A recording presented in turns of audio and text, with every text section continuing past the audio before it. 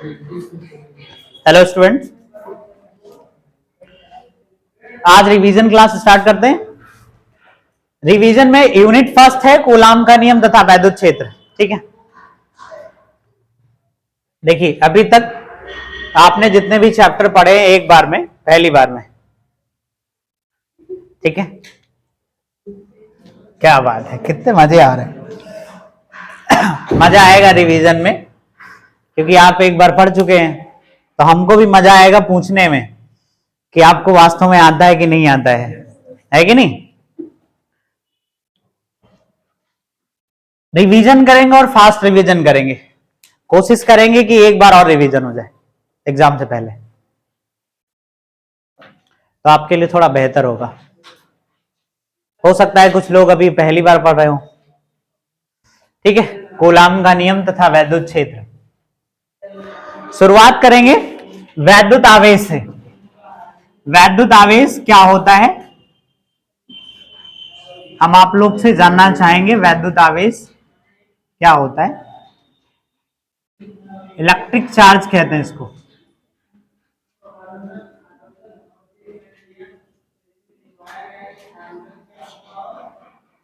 ठीक है, देखिए चार्ज, आवेश, आपने आवेश का नाम और कहीं सुना होगा, परमाणुओं में, है कि नहीं? परमाणुओं पर आवेश होता है या परमाणुओं में आवेश होता है?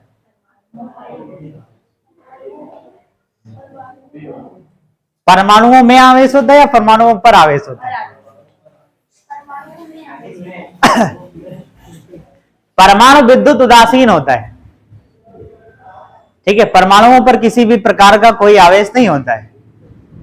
परमाणु के अंदर उपस्थित होते हैं इलेक्ट्रॉन और प्रोटॉन, उन पर आवेश होता है। ठीक है, परमाणुओं पर कोई आवेश नहीं होता। परमाणुओं पर आवेश आता है जब उनके अंदर से कोई इलेक्ट्रॉन उनको छोड़कर चला जाता है, तब आवेश आता है। ठीक है, तो जो आवेश की परिभाषा यहां से दी जाती है, वैसे आवेश की अभी तक कोई डेफिनेशन नहीं है, ऐसे काम चल रहा है। और काम इतना चल रहा है कि बहुत बड़ा काम चल रहा है आवेश पे, लेकिन सारी चीजें काल्पनिक हैं, कल्पनाएं की गई हैं कि हाँ ऐसा होता है। बस उसको एक दूसरे तथ्य से जब जोड़ दिया गया तब समझ में आया कि हाँ वास्तव में आवेश ऐसे होता है। ठीक है, सबसे पहले आवेश को क्या कहा गया कि आवेश, अगर कोई भी दो वस्तु लेते हैं, आपस में रगड़ते हैं, तो घर्षण बल के कारण वस्तुओं के अंदर एक अभिलक्षणिक गुण आ जाता है। अभिलक्षणिक का मतलब कि थोड़ी देर के लिए गुण आ जाता है, जिसे हम क्या कहते हैं? आवेश कहते हैं। क्या आता है? एक गुण आती है, एक प्रॉपर्टी आती है जिसे हम आवेश कहते हैं। उस प्रॉपर्टी आने पर होता क्या है, जैसे सपोज करिए कोई अभी आराम से कोई बैठा हो और उसको खींच के 2-3 थप्पड़ दे दीजिए, क्या होगा? गुस्सा आएगा, चार्ज हो जाएगा, है कि नहीं? और फिर हो सकता है इतना चार्ज हो जाए कि रिप्लाई में भी अगर आपने 2 किए हैं तो डबल हो जाए, 4 हो जाए, है कि नहीं? तो क्या होता है कि जब हम किसी वस्तु को किसी वस्तु से रगड़ते हैं, जैसे आप ऐसे, जब ठंडी ज्यादा होती तो क्या करते हैं? रगड़ते हैं ना। तो घर्षण बल के कारण क्या होता है, जो इलेक्ट्रॉन होते हैं या जो ये वस्तुएं द्रव्य हैं, ये क्या हो जाते हैं? आवेशित हो जाते हैं। मतलब हम कह सकते हैं कि ये विद्युतमय हो जाता है। हाथ हमारा विद्युतमय हो गया, मतलब क्या हुआ? ये चार्ज हो गया। अब ये चार्ज थोड़ी देर के लिए रहता है, इसके बाद गायब हो जाता है। जब भी आप मोटिवेट होते हैं तो कितनी देर के लिए होते हैं? थोड़ी देर के लिए होता है। इधर चाहे जितना इधर फेंक दो कि नहीं रील नहीं चलानी है, रील नहीं चलानी, लेकिन क्या है, इधर से मोटिवेशन मिल रहा है, घर जाके फिर से कोई बात नहीं 10 मिनट चला लेते हैं, 2 मिनट चला लेते हैं, इसके बाद बंद कर देंगे, है कि नहीं? ज्यादा नहीं चलाएंगे बस। अच्छा, ये खाना खाने जा रहे हैं, तब तक केवल चलाएंगे, इसके बाद रख देंगे। आज तो फोन छूना ही नहीं है ना। ऐसे बहुत सारे विचार अपने आप को देते हैं, मोटिवेशन देते हैं, लेकिन वो सब थोड़ी देर के लिए होता है, बस सब खत्म हो जाता है कि नहीं। अलग अलग तरह का चार्ज होता है, अलग अलग तरह का चार्ज, जैसे किसी से मारपीट हुई तो थोड़ी देर चार्ज रहेंगे, थोड़े दिन के बाद खत्म हो जाएगा, है कि नहीं। आपस में कभी फ्रेंडशिप में झगड़ा कर लिया, अच्छा वाला, ठीक है दिखाएंगे हम तुमको, है कि नहीं। तो इस तरह का ज्यादा दिन तक का चार्ज नहीं रहता, थोड़े दिन के बाद आपके अंदर समझ आती है फर्जी झगड़ा कर लिया था, मतलब एकदम बेकार वाली बात थी, कुछ भी नहीं था, हम फर्जी झगड़ा कर लिए। तो ये सब किसके कारण होता है? चार्ज के कारण। बहुत खतरनाक चीज है चार्ज। आप चार्ज हो जाएंगे, पता नहीं क्या करेंगे, हो सकता है आप टॉप कर जाएं, 99% मार्क्स आ जाएं आपके, है कि नहीं। तो चार्ज होने पे होता क्या है, देखिए बहुत ज्यादा डिटेल के साथ तो नहीं, लेकिन हम एक या 2 दिन में एक चैप्टर को खत्म करने का प्रयास करेंगे, बस बहुत ज्यादा नहीं, 2 दिन बहुत है कि नहीं, ताकि जितने चैप्टर होंगे उसका डबल खर्चा जाएगा, बस पूरा हो जाएगा। तो इसके बाद आती कुछ थ्योरीज आती हैं चार्ज को लेके, कि आखिर में चार्ज होता कैसा है। तो एक इलेक्ट्रॉनिक सिद्धांत आता है, इलेक्ट्रॉनिक थ्योरी। इलेक्ट्रॉनिक थ्योरी आती है, वो बताती है कि इलेक्ट्रॉन कैसा होता है, मतलब आवेश कैसा होता है या कहां पाया जाता है। मतलब आपके इस चार्ज में केमिस्ट्री की एंट्री होने वाली है सबसे स्टार्टिंग में, इसके बाद उससे दूर दूर तक नाता नहीं रहेगा, लेकिन स्टार्टिंग में केमिस्ट्री आएगी। कैसे आएगी देखते हैं। जैसे देखिए, आपको पता है आपके अंदर चार्ज क्रिएट होता है कि नहीं। आप एक्शन में आते हैं तो कितने तरह के एक्शन लेते हैं? 2 तरह के एक्शन लेंगे। जब भी आप चार्ज होंगे तो कितने तरह के एक्शन लेंगे? 2 तरह के। आपको अपने नोट्स जो आपने बना रखे हैं उसको ओपन करते रहना है, पेज पलटते रहना है, काम होता रहेगा, ठीक है। जो आपने बना रखे हैं नोट्स, रिवीजन से कर रहे हैं ना, तो नोट्स तो बनाए होंगे ना, एक पहली बार पढ़ा है तो नोट्स बनाए होंगे, उसको पलटते रहिए आराम से, ठीक है। तो जब भी आप चार्ज होते हैं तो 2 तरह के एक्शन लेते हैं, या फिर आप कोई पॉजिटिव वर्क करेंगे, है कि नहीं, या फिर कुछ अच्छा काम करेंगे। मतलब गुस्सा आ गया, ऐसा गुस्सा आया, आज से सब बंद, सिर्फ पढ़ाई शुरू, है कि नहीं। अब पढ़ाई शुरू तो कितने घंटे बैठ के पढ़े? 12 घंटे बीत गए बैठे बैठे पढ़ते पढ़ते। मम्मी भी कह रही बेटा बहुत हो गया, क्या टॉफी करना है क्या, है कि नहीं। इतना पढ़ाई कर डाला, क्यों? मोटिवेट हो गए थे, चार्ज हो गए थे, इसलिए पॉजिटिव काम किया। कुछ लोग चार्ज होते हैं तो नेगेटिव काम करते हैं। मम्मी ने चाय बनाने को कहा, 2-3 कप तोड़ डाले, है कि नहीं। इसका मतलब जो आवेश उत्पन्न होता है वो 2 तरह का होता है। एक कैसा? हाँ, एक धनात्मक पॉजिटिव और दूसरा नेगेटिव मतलब ऋणात्मक। 2 तरह का आवेश होता है। ये जनरल है कि 2 ही तरह का होता है कि नहीं। तीसरा आवेश होता है लेकिन वो न्यूट्रल होता है। जैसे किसी को समझाओ, बहुत कोई धनात्मक हो गया, ऋणात्मक हो, यही वास्तव में सही है साइंस के अकॉर्डिंग, और हमारी लाइफ में जो होता है वो यही सही है। एक बच्चा जो धनात्मक काम किया, एक दूसरा है जो ऋणात्मक काम किया, एक बच्चा जो न्यूट्रल है, कोई फर्क नहीं पड़ता है। कुछ भी कहो, मारो पीटो, कुछ भी कितना भी समझाओ, कोई फर्क नहीं पड़ता, वो न्यूट्रल है कि नहीं। तो हम बात किसकी कर रहे हैं, आप लोग समझ रहे होंगे थोड़ा थोड़ा सा। हम बात कर रहे हैं द्रव्य की, है कि नहीं। मैटर की बात कर रहे थे, यानी पदार्थ की बात कर रहे थे, ठीक है।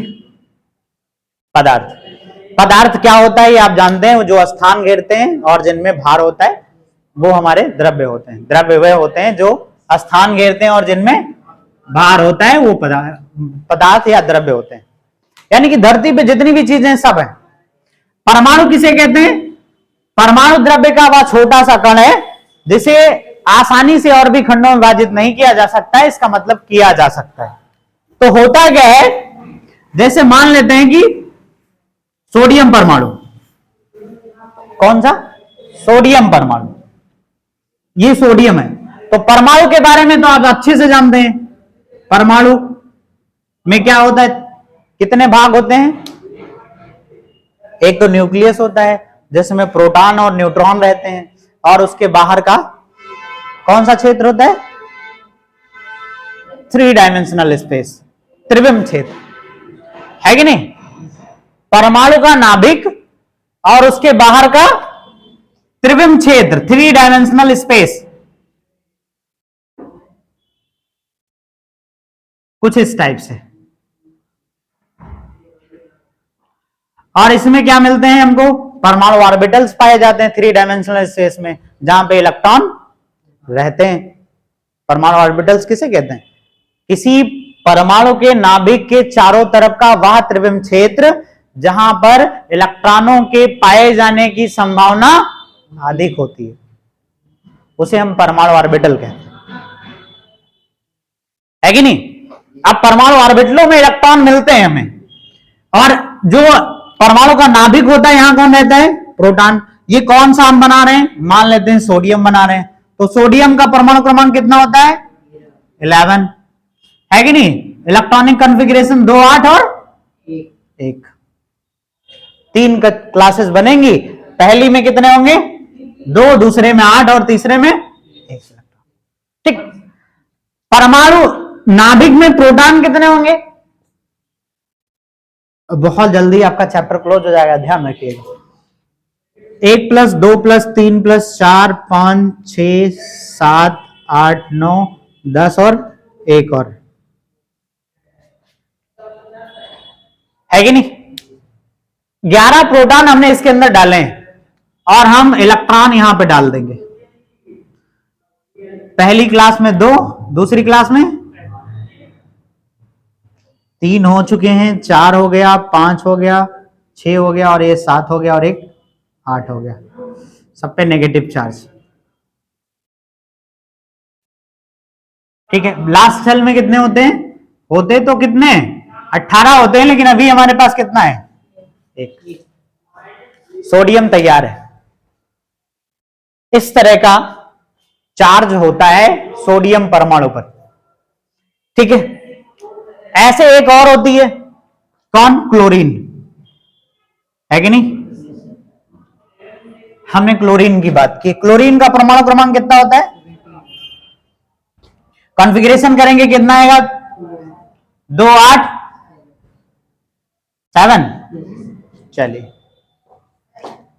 मतलब 17 प्रोटॉन हमें इधर बनाने पड़ेंगे। 1 2 3 4 5 6 7 8 9 10 11 12 13 14 15 16, ऐसे 17 प्रोटॉन इसके नाभिक में होते हैं, और 17 ही इलेक्ट्रॉन इसके चारों तरफ चक्कर लगाएंगे। कितने क्लासेस में? 3 कक्षाएं में, 3 में, 2 इसमें होंगे, और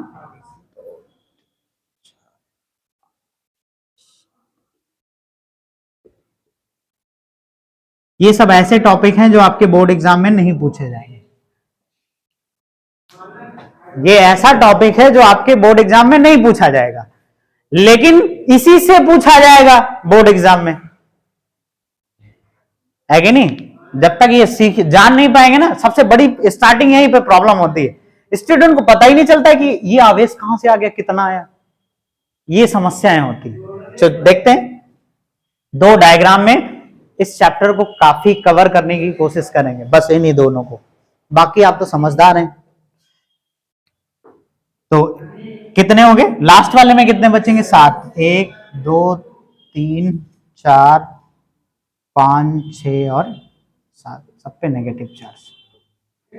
इलेक्ट्रॉन कहीं भी लिखा होगा तो नेगेटिव चार्ज आप सपोज कर लीजिएगा, अगर हम नहीं कर रहे हैं तब भी। ठीक है। इसका मतलब एक चीज तो आप समझ गए कि किसी तत्व का जो भी परमाणु होता है, उसका जितना परमाणु क्रमांक होता है, उतने ही उसके नाभिक में प्रोटॉन होते हैं, और उतने ही उसके बाहरी कक्षाओं में इलेक्ट्रॉन होते हैं। ये बात आपको समझ में आनी चाहिए आराम से। जितने उसमें क्या होते हैं? प्रोटॉन होते हैं, उतने ही उसमें इलेक्ट्रॉन होते हैं। अब हम क्या करेंगे, जब हम इनको रगड़ते हैं, जैसे एक सोडियम ले लिया, एक क्लोरीन ले लिया, है कि नहीं, और इनको फ्रिक्स कर दिया आपस में, तो हम रगड़ते हैं तो क्या दे रहे होते हैं उनको, घर्षण बल के कारण ऊर्जा दे रहे होते हैं। और जब हम ऊर्जा देते हैं तो होता क्या है, अभी ये विद्युत उदासीन है, किसी भी तत्व का परमाणु हमेशा विद्युत उदासीन होता है। क्यों? क्योंकि जितने प्रोटॉन है उसमें उतने इलेक्ट्रॉन है, इसलिए न्यूट्रल। ठीक, अब ये क्या होगा, अच्छा एक इलेक्ट्रॉन पर आवेश कितना होता है, ये बात आपको पता है, कितना होता है, ऋणात्मक आवेश होता है एक इलेक्ट्रॉन पर, कितना होता है,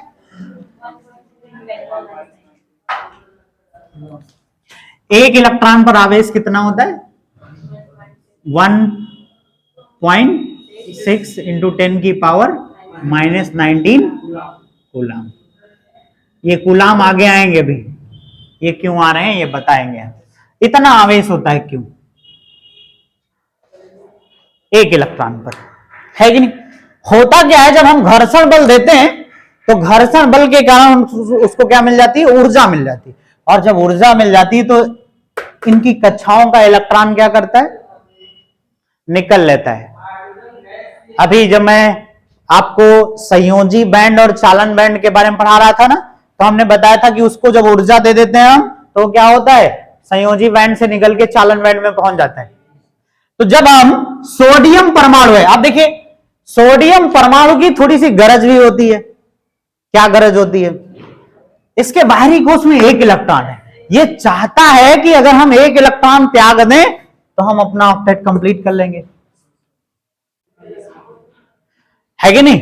क्लोरीन के पास क्या समस्या है, क्लोरीन चाहती है कि हम एक इलेक्ट्रॉन कहीं से हमको मिल जाए तो हमारा ऑक्टेट कंप्लीट हो जाए, है कि नहीं। तो सोडियम क्या करता है, एक इलेक्ट्रॉन अपना त्याग देता है। जैसे इसका ये वाला इलेक्ट्रॉन, इसको आपने एनर्जी दी और ये इलेक्ट्रॉन निकल गया,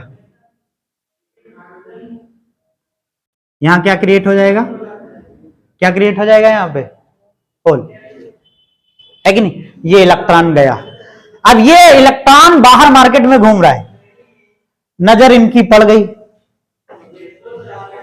मिल गया एक मुकद्दर से, तो ये क्या करेगी, इस इलेक्ट्रॉन को क्या करेगी, एक्सेप्ट कर लेगी और अपना एक इलेक्ट्रॉन यहां पे बढ़ा लेगी। एक इलेक्ट्रॉन इसका बढ़ गया, ठीक। ये इलेक्ट्रॉन सोडियम का है जो यहां आया हुआ है बाहर से। अब देखिए जरा सा, इसमें प्रोटॉनों की संख्या कितनी है, 11। इलेक्ट्रॉनों की संख्या कितनी है, प्रोटॉनों की संख्या कितनी, 11। इलेक्ट्रॉनों की संख्या कितनी, है कि नहीं। एक इलेक्ट्रॉन की कमी हो गई, एक प्रोटॉन ज्यादा हो गया, है कि नहीं। एक इलेक्ट्रॉन की कमी हो गई, एक प्रोटॉन ज्यादा हो गया, इसका मतलब इसके ऊपर चार्ज कैसा आ गया, क्योंकि एक प्रोटॉन इसके पास ज्यादा है, इस वजह से।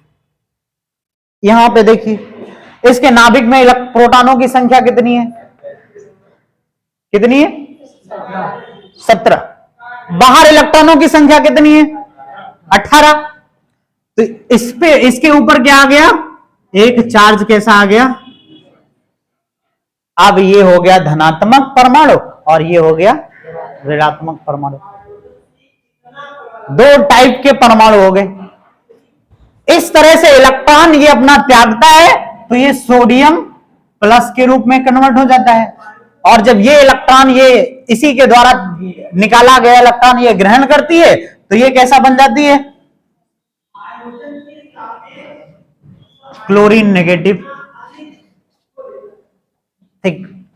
अब देखिए अगर आपसे कोई कहता है, क्वेश्चन करता है कि सोडियम का एक परमाणु निकालने पर, सोडियम के एक परमाणु में से एक इलेक्ट्रॉन निकालने पर सोडियम पर कितना आवेश आ जाता है, तो कितना आवेश आ जाता है,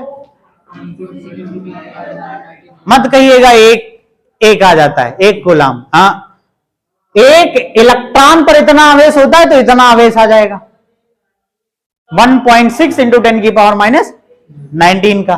ठीक, अब इसके बाद क्या होता है, ये Na और Cl ये दोनों आसपास घूम रहे होते हैं क्योंकि शेयरिंग इलेक्ट्रॉन आसपास हुआ है, तो इनके बीच में क्या होता है ये हम आगे बताएंगे कि इन दोनों के बीच में क्या होता है। ठीक है, अब देखिए आपने एक इलेक्ट्रॉन निकाला तो आवेश कितना है, इतना। अगर आप एक और इलेक्ट्रॉन निकालते तो कितना आवेश आता, Q बराबर 2 इलेक्ट्रॉन का आवेश आता है कि नहीं, मतलब 2 इंटू 1.6 इंटू 10⁻⁻19 कूलाम का आता कि नहीं आता। अगर आप 3 इलेक्ट्रॉन निकालते तो 3 इलेक्ट्रॉन का आवेश आता, मतलब 3 इंटू 3 गुणे 1.6 इंटू 10⁻⁻19 का, है कि नहीं। कूलाम के लिए सी लिख देते हैं, है कि नहीं। अगर आप 4 इलेक्ट्रॉन निकालेंगे तो कितना आएगा, 4 इलेक्ट्रॉन का आवेश आएगा, मतलब 4 गुणे 1.6 इंटू 10⁻⁻19 कूलाम का आवेश आएगा। ऐसे dot dot dot dot dot करते मान लेते हैं कि आप n इलेक्ट्रॉन निकाल ले गए तो कितना आएगा, क्यों बराबर, ये होता है आपका फार्मूला। अब यहां से आप किसी भी परमाणु के लिए आवेश निकाल पाएंगे। जैसे क्वेश्चन पूछता है कि नाइट्रोजन परमाणु, कौन, नाइट्रोजन का परमाणु क्रमांक कितना होता है, नाइट्रोजन का परमाणु क्रमांक कितना होता है 7। इलेक्ट्रॉनिक कॉन्फ़िगरेशन करेंगे कितना आएगा, 2 और 5, है कि नहीं। नाइट्रोजन 2 और 5 आएगा। ऑक्टेट कंप्लीट करने के लिए कितना इलेक्ट्रॉन चाहिए इसको, 3 इलेक्ट्रॉन। अब आपसे क्वेश्चन पूछा जाता है कि नाइट्रोजन परमाणु 3 इलेक्ट्रॉन को ग्रहण कर रहा है, बताइए उस पर कितने कूलाम आवेश आ रहा है कि नहीं। तो कितना कूलाम आवेश आ रहा होगा इसके ऊपर, कैसा आवेश आएगा, पहली बात तो जब ये 8 हो जाएगा, 3 इलेक्ट्रॉन ग्रहण करेगा तो कितना आवेश आएगा, कैसा आवेश आएगा, माइनस का, क्योंकि ये कितना हो जाएगा 10 हो जाएगा और 3 ऋणात्मक आवेश आ जाएगा। क्यों, क्योंकि 3 इलेक्ट्रॉन यहां पे बढ़ जाएंगे, किसमें, नाइट्रोजन परमाणु में। 3 इलेक्ट्रॉन बढ़ेंगे तो 3 का चार्ज आ जाएगा, समझ गए। तो यहां से आप क्यों बराबर यानी को कैलकुलेट कर सकते हैं। यहां से आप नंबर, आप जैसे आपको कोई कह दे किसी परमाणु से 10 इलेक्ट्रॉन निकाले जा रहे हैं, ऐसा क्वेश्चन भी आता है 1 नंबर में। यहां से क्वेश्चन आता है 1 नंबर में, क्वेश्चन पूछा जाएगा किसी परमाणु से 10 इलेक्ट्रॉन निकाले जा रहे हैं, बताइए उस पर कितना आवेश आएगा। तो कितना आएगा, किसी परमाणु से कितना निकाला जा रहा है, 10 इलेक्ट्रॉन, 10 गुणे 1.6 इंटू 10⁻⁻19 कूलाम। तो 10 से गुणा करेंगे तो 16 गुणे 10⁻⁻19 कूलाम आ गया। इतने कूलाम का आवेश आएगा अगर किसी परमाणु से 10 इलेक्ट्रॉन निकाले जा रहे हैं। अब कैसा आएगा, परमाणु पर कैसा आवेश आएगा, अगर उस परमाणु से 10 इलेक्ट्रॉन निकाले जा रहे हैं, मान लेते हैं कि इस परमाणु से 10 इलेक्ट्रॉन निकाले जा रहे हैं सोडियम से, तो इस पर कैसा आवेश आएगा, पॉजिटिव चार्ज आएगा। अगर कोई ले रहा है तो उसके परमाणु पर कैसा आवेश आएगा, नेगेटिव। ठीक, समझ गए। परमाणु विद्युत उदासीन होता है, इस प्रक्रिया के द्वारा वो आयनित हो जाता है। 2 तरह के आयन बनेंगे, या फिर धनायन बनेगा या फिर ऋणायन बनेगा। ठीक है, इस तरह से हम आवेश को निकाल लेते हैं कि हमें कितना आवेश किधर ट्रांसफर करना है, और हम यहां से आवेश को कैलकुलेट कर लेते हैं, क्यों बराबर Ne से। ठीक है, नोट कर लीजिए आराम से।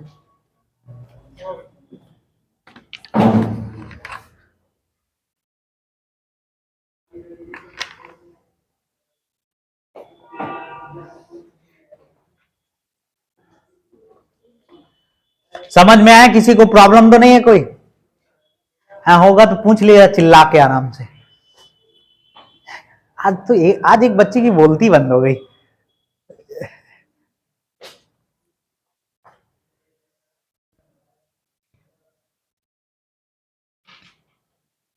हो गया,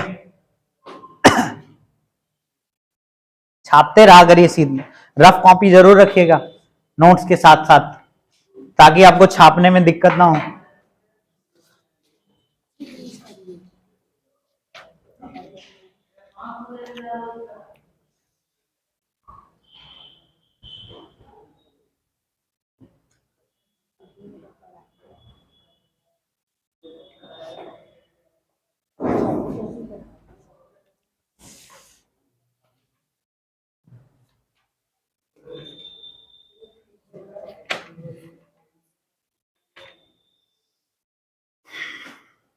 हो गया?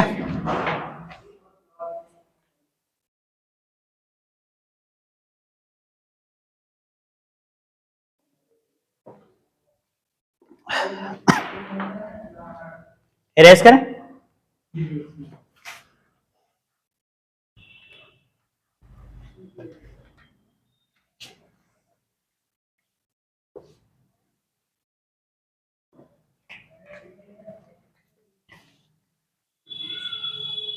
देखिए, कुछ बातें तो ऐसी होती हैं जो आपको सिर्फ जानना है।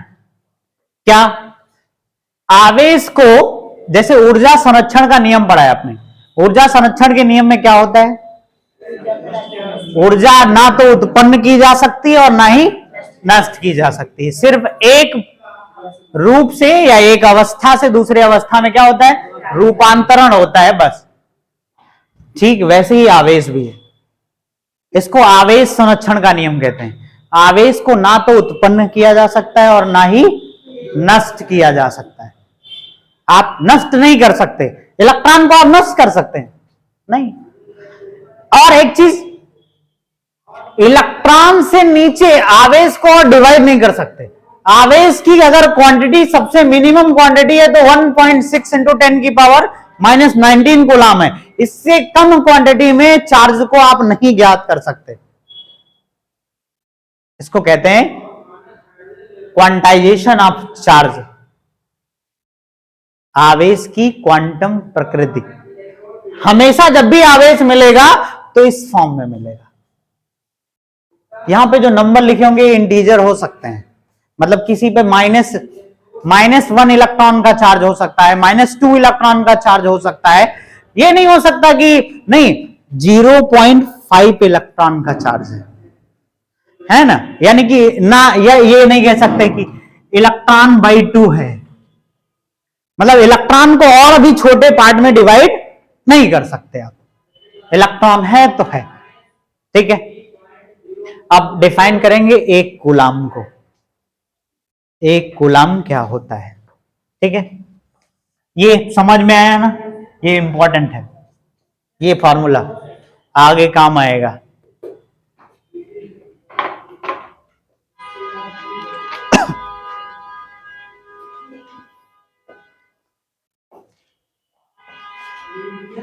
देखिए, एक कूलम को वो डिफाइन करते हैं कि एक कूलम चार्ज कितना होता है। जैसे ये एक कूलम चार्ज नहीं है, एक कूलम चार्ज कितना होता है ये हम डिफाइन करते हैं, ठीक है। इस डायग्राम को याद रखिएगा अभी मेमोरी में। देखिए, एक कूलम चार्ज कितना होता है।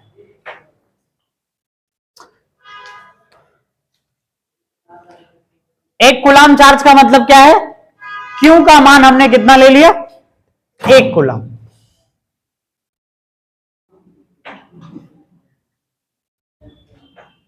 एक कूलम डेफिनेशन कभी कभी 2 नंबर में पूछी जाती है, एक कूलम क्या होता है डिफाइन करिए।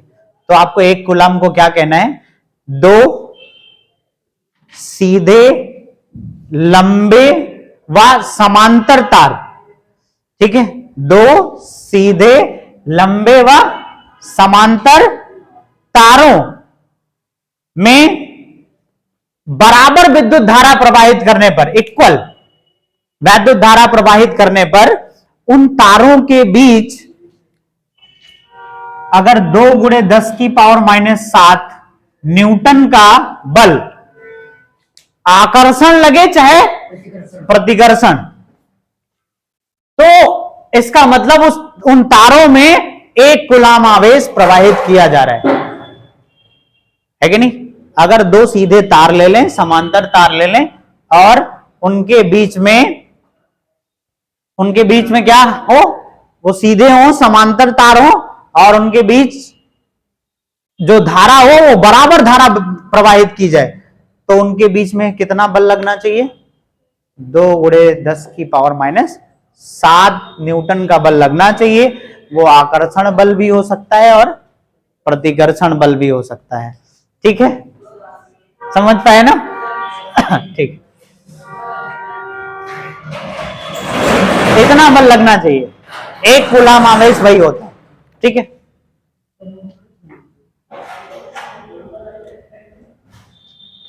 आप देखते हैं कि 1 कूलाम आवेश होता कितना है, कितना होता है।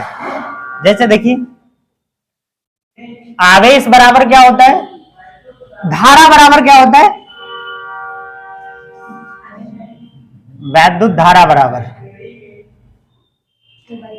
अभी जैसे आप लोगों ने आगे पढ़ा है, पहली बार जब आप पढ़ रहे थे तो आवेश को पढ़ रहे थे, तो आपने धारा बराबर, वैद्युत धारा बराबर क्या होता है?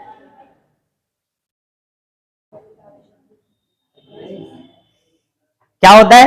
Q/T। हाँ, अब आवाज आइए। ठीक है, देखिए, जब आवेश के मान में परिवर्तन होता है समय के साथ,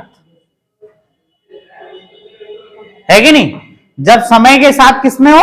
आवेश में परिवर्तन हो, आवेश के मान में परिवर्तन हो, इसका मतलब क्या है? आवेश समय के साथ घट रहा है, घट रहा है, इसका मतलब क्या है? चल रहा है, फिर जा रहा है कहीं, है कि नहीं? तो वैद्युत धारा बराबर होता है वैद्युत आवेश बटा समय, मतलब Q/T। ये क्या होता है? I बराबर Q/T। यहां से Q अगर कैलकुलेट किया जाए तो क्या हो जाएगा? T को इधर भेज देंगे तो Q बराबर IT, यानी कि 1 कूलाम बराबर अगर 1 एम्पियर, करंट का मात्रा क्या होता है? एम्पियर। अगर 1 एम्पियर करंट कितनी देर तक? 1 सेकंड तक। अगर 1 एम्पियर करंट 1 सेकंड तक बहे तो उसमें बहने वाला आवेश कितना होगा? 1 कूलाम होगा। 1 कूलाम बराबर 1 एम्पियर सेकंड भी होता है कि नहीं? अगर 1 एम्पियर की करंट 1 सेकंड तक बहे, मतलब आपके पास जो चार्जर होता है ना, चार्जर समझ रहे हैं ना, जैसे वो बगल में लगा हुआ है कि नहीं? हाँ, उसका एडाप्टर जो होता है उस पर लिखा होता है कि कितने एम्पियर का चार्जर है। कभी कभी क्या होता है ना कि आप कहीं बाहर गए होते हैं और आप किसी के दूसरे का एडाप्टर मिल जाता है आपको, और आप आगे अपना फोन लगा दिए और 10 मिनट के बाद देखिए, अरे फोन अभी आपका 0% नहीं चार्ज था, स्विच ऑफ था, और 10 मिनट के बाद देखा, अरे ये तो 50% हो गया। आप सोचते बड़ा फास्ट चार्जर है। तो होता क्या है, उस चार्जर में करंट की सप्लाई तेजी से हो रही होती। अगर चार्जर 1 एम्पियर का है तो 1 एम्पियर पर सेकंड करंट जा रही होगी, मतलब उसमें कितना आवेश जा रहा होगा अभी हम कैलकुलेट करते हैं। अगर 1 एम्पियर 1 सेकंड में फ्लो कर रही है तो वो चार्जर, उस चार्ज से 1 कूलाम आवेश 1 सेकंड में जा रहा है। अगर 2 एम्पियर का चार्जर है, इसका मतलब क्या है? उसमें 2 एम्पियर करंट 1 सेकंड में जा रही होगी, तो वहां पे चार्ज आवेश कितना हो जाएगा? 2 कूलाम का हो जाएगा। 2 कूलाम आवेश हो जाएगा, 2 ampere per second, 2 ampere second, है कि नहीं? इस तरह से हम आवेश को, एक तो हमने डेफिनेशन बताई जिसको आप आगे चल के प्रूफ करेंगे कि हाँ वास्तव में यही होती है। देखते ही देखते आपका चैप्टर आधा खत्म हो जाएगा, इसलिए आप फोकस करते रहिए। ठीक है, अब हम देखते हैं कि 1 कूलाम आवेश में कितना चार्ज होता है, कितने इलेक्ट्रॉन होते हैं 1 कूलाम आवेश में। जरा हम देखते हैं कि 1 कूलाम आवेश में कितने इलेक्ट्रॉन होते हैं। अगर 1 कूलाम आवेश कहीं से ट्रांसफर हुआ, मतलब अगर आपका चार्जर 1 एम्पियर का है तो 1 कूलाम आवेश ट्रांसफर करेगा, तो हम उसमें देखेंगे नंबर ऑफ इलेक्ट्रॉन कितना होता है कि नहीं। तो जरा देखते हैं कैसे निकालेंगे। ये 1 कूलम की डेफिनेशन हो चुकी है यहीं से, ठीक है। अब हम देखने वाले हैं अगर हमारे पास Q बराबर कितना हो 1 कूलम और टाइम हो हमारे पास, हाँ Q बराबर कितना है 1 कूलम है, और हमें क्या करना है नंबर ऑफ इलेक्ट्रॉन निकालने हैं। तो निकालते हैं। Q बराबर Ne हमारे पास फॉर्मूला था, तो Q बराबर Ne मतलब 1 कूलम बराबर यानी तो 1 अपॉन E को इधर भेज देते हैं तो बराबर हो जाएगा N के, नंबर ऑफ इलेक्ट्रॉन। N क्या है नंबर ऑफ इलेक्ट्रॉन, तो 1 अपॉन E का मतलब क्या है 1 अपॉन 1.6 इंटू 10 की पावर माइनस 19 बराबर N है कि नहीं। आप जरा देखते हैं, इसको ऊपर भेज देते हैं तो 1 इंटू 10 की पावर 19 अपॉन 1.6। क्वाइन को हटा देते हैं तो एक 0 बढ़ जाएगा, ऊपर 10 हो गया नीचे 16 है, अभी नहीं कटेगा तो एक यहां एक पावर कम कर देंगे, एक 0 और बढ़ा लेंगे। तो n बराबर हमारे पास क्या आ जाएगा 100 इंटू 10 की पावर 18 और बटे 16। काट दीजिए, है 6 बार में जाएगा, पॉइंट लग जाएगा फिर, है कि नहीं 2 बार में फिर जाएगा। 96 हुआ था 96, फिर 4 बचा 40 हो गया, पॉइंट लगाया तो 32 हो गया, 8 बचा 5 बार में 16 पंचे 80। n बराबर 6.25 गुणे 10 की पावर 18 इलेक्ट्रॉन। 1 कूलम में इतने इलेक्ट्रॉन होते हैं। अगर आपको मजा ना आ रहा हो तो मजा भी आ सकता है, 2 इधर कम हो जाएंगे, 16 0 आगे लग जाएंगे। 1 2 3 4 5 6 7 8 9 10 11 12 इतनी संख्या में इलेक्ट्रॉन 1 सेकेंड में आपके बोर्ड से घुस जाते हैं बैटरी में चार्ज लेके। 1 सेकेंड में इतने इलेक्ट्रॉन जाते हैं। अगर 1 एम्पियर का चार्जर है, अगर 2 एम्पियर का है तो कितने इलेक्ट्रॉन जाएंगे, इसी का जस्ट डबल कर दीजिए, कितना हो जाएगा 12.5 है कि 12.5 इंटू 10 की पावर 80 है कि 1 सेकेंड में।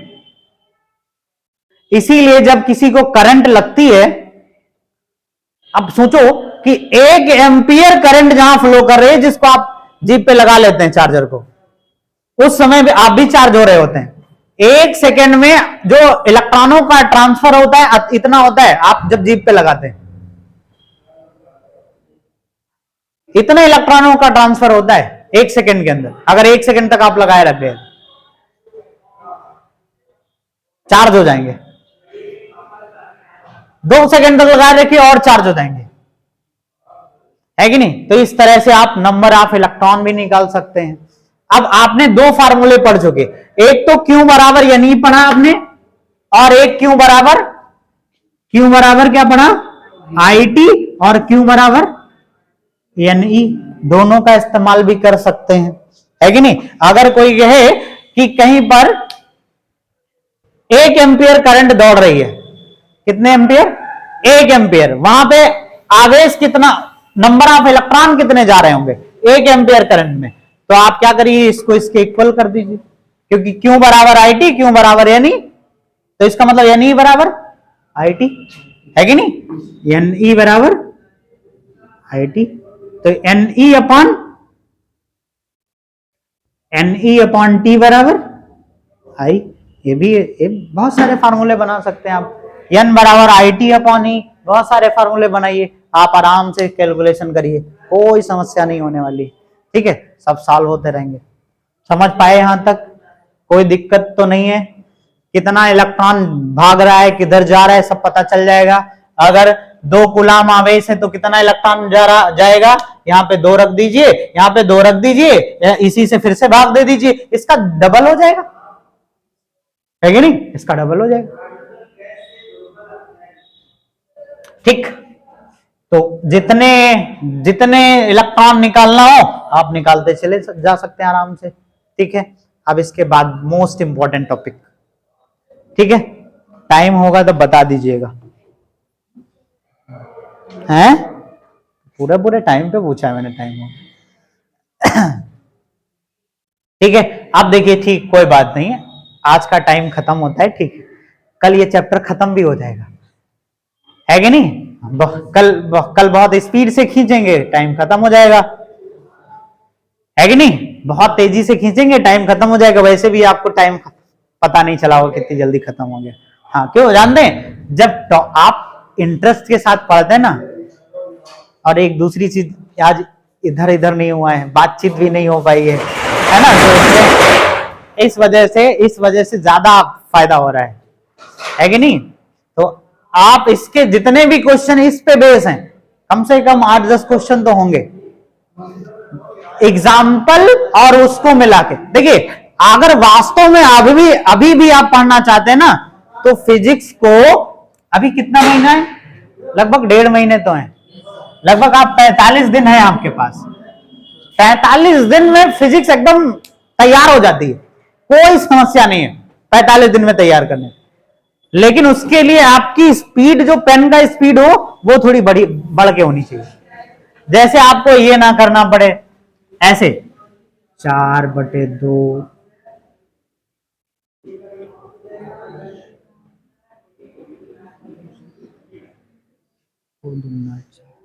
ये ना करना पड़े, इतनी स्पीड अगर चलेगी तो अब अगला साल फिर से लेना पड़ेगा आपको, है कि नहीं। तो अगला साल फिर से अगर नहीं लेना है, इसी साल में कंप्लीट करना है ना, तो 10 न्यूमेरिकल, 10 एग्जाम्पल होंगे और 4-5 क्वेश्चन होंगे जो इस पे और इस पे लग जाएंगे, है कि नहीं। तो आप इच्छा होगी तो कर डालिएगा उतना, अगर उतना आप कर डालेंगे ना, तो कल जानते हैं हम कूलाम का नियम पढ़ा देंगे, कूलाम का नियम कंप्लीट करने के बाद वैद्युत क्षेत्र कंप्लीट कर देंगे। बहुत आसान थ्योरी है, मजा आ जाएगा आप पढ़ के, आसान सी थ्योरी है। कूलाम का नियम, वैद्युत क्षेत्र मिनटों में खत्म हो जाएगा। इसके बाद हम वैद्युत द्विध्रुव पे आ जाएंगे, उसके 2 क्वेश्चन इंपॉर्टेंट हैं, अच्छी स्थिति और निरक्षीय स्थिति, है कि नहीं, उसको देख लेंगे, बस खत्म चैप्टर। तो बहुत ज्यादा चलेगा तो बड़े चैप्टर 3 दिन और छोटे चैप्टर 2 दिन, और उससे भी छोटे चैप्टर 1 दिन। तो इस तरह से आपका आराम से कंप्लीट हो जाएगा, है कि नहीं, जाने में दिक्कत भी नहीं होगी, आप लोग आराम से। लेकिन हाँ, एक जो आप इंस्टाग्राम चलाते हैं उसको बंद कर दीजिएगा, तभी हो पाएगा। क्यों जानते हैं, हम जानते रहते हैं ना कितने लोग इंस्टाग्राम कितना चलाते हैं,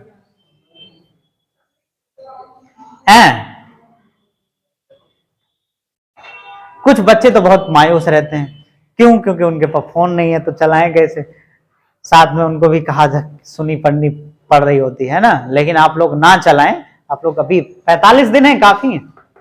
आप सोच रहे होंगे सिर्फ फिजिक्स थोड़े है सर, आपने फिजिक्स कह दिया, तो सिर्फ फिजिक्स की बात नहीं है। इन 45 दिनों में एक दिन में 24 घंटे होते हैं, और 1 घंटे में मुझे लगता है 60 मिनट होते हैं, और 1 मिनट में 60 सेकंड भी होते हैं, और एक सेकंड आप बिता रहे होते हैं, एक सेकंड आप बिता रहे होते हैं। अगर आप एक सेकंड को बचाएंगे ना, तो काम हो जाएगा आपका। लेकिन आप एक सेकंड ही गवा रहे होते हैं ना, आप तो मिनटों में बात करते हैं। बस 1 मिनट चला लें, अभी कभी फोन के लिए नहीं गवा, बस 1 सेकंड चलाएंगे, ऐसा टारगेट ही नहीं करते हो। तो छोटा प्लान है, आप बड़े प्लान की बात करते हैं, छोटे प्लान की बात ही नहीं करते हैं, बड़े प्लान की। और फिर मिनट घंटे में बदल जाते हैं, घंटे दिन में बदल जाते हैं, दिन रात हो जाती है, और रात फिर से दिन आ जाता है कि नहीं। और एक और अच्छी बात, आप लोग मेहनत करने में दिन रात एक मत करिएगा, क्योंकि जब आप दिन रात एक करते हैं ना, तो बहुत दिक्कत हो जाती है। दिन रात एक करने में क्या करते हैं, रात तो रात थी ही, दिन को भी आपने रात बना दिया, तो 6 घंटे रात में सोते थे, 6 घंटे दिन में सो रहे हैं। ठीक है, तो अगर आपको दिन रात एक करना होगा तो रात को दिन में बदल दीजिएगा, तो कुछ फायदा हो सकता है। नहीं तो दिन को रात में बदल दिया आपने, माना चलो दिन रात एक कर दिया पढ़ने के लिए, तो रात को दिन को रात में बदल दिया, रात में 6 घंटे सोए, दिन में भी 6 घंटे सोए, तो टोटल सोने का समय बढ़ गया, है कि नहीं? तो सोने का समय थोड़ा कम करिए। अभी 2 महीने कम ही सो लीजिए, इसके बाद खूब सोइएगा, 48 घंटे सोइएगा, कोई पूछने वाला नहीं। थोड़ा कम सो लीजिए, बस काम हो जाएगा। ठीक है, बहुत बहुत धन्यवाद।